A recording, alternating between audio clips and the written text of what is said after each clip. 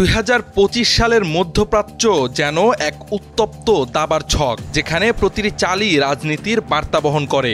Iran Israel যুদ্ধ সেই বোর্ডে এক বড় সংঘর্ষের নাম। এই যুদ্ধের সময়ে যুক্তরাষ্ট্র যখন তার ঘনিষ্ঠ মিত্র ইসরায়েলকে সহায়তা দিতে হিমশিম খাচ্ছিল, তখন তারা সৌদি আরবের কাছে হাত পেতেছিল সহায়তার। অনুরোধ ছিল স্পষ্ট, সৌদি যেন ইসরায়েলের জন্য থার্ড ক্ষেপণাস্ত্র ইন্টারসেপ্টর সরবরাহ করে। তবে রিয়াদ সেই অনুরোধ সযত্নে প্রত্যাখ্যান করে।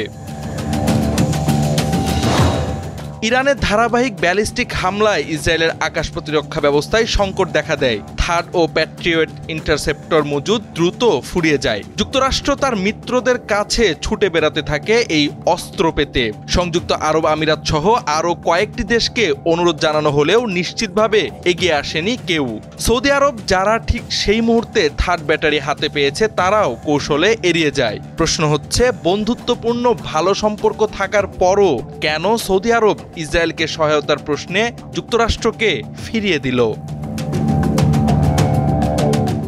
বিশ্লেষকদের মতে এর পেছনে রয়েছে সৌদির দীর্ঘমেয়াদী কৌশলগত অবস্থান। একদিকে তারা বুঝতে পারছে ইরান এখন আর আগের মতো একঘরে নেই। চীন ও রাশিয়ার সঙ্গে ঘনিষ্ঠতা বেড়েছে, আরব বিশ্বেও তাদের প্রভাব বাড়ছে দিন দিন। এমত অবস্থায় সরাসরি ইরানকে প্রতিপক্ষ বানানো উচিত হবে না। অন্যদিকে ইসরায়েল নিজের আঞ্চলিক কর্মকাণ্ড দিয়ে মিত্রদের আস্থা হারাচ্ছে।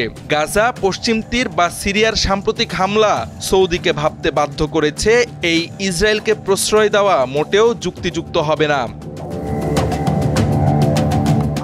এদিকে যুক্তরাষ্ট্র বহুদিন ধরে চাচ্ছে একটি মধ্যপ্রাচ্য ন্যাটো গঠন করতে, যাতে ইসরায়েল ও উপসাগরীয় দেশগুলো প্রতিরক্ষা নীতিতে একত্রে কাজ করতে পারে। তবে সৌদি আরব এখন দেখছে নিজেদের আকাশ প্রতিরক্ষা ও রাজনৈতিক ভারসাম্য বেশি জরুরি। তাই তারা এমন এক সময়ে ইরানকে প্রতিপক্ষ না বানিয়ে আলোচনার মাধ্যমে সামলানোকে অধিক উপযুক্ত হিসেবে দেখছে।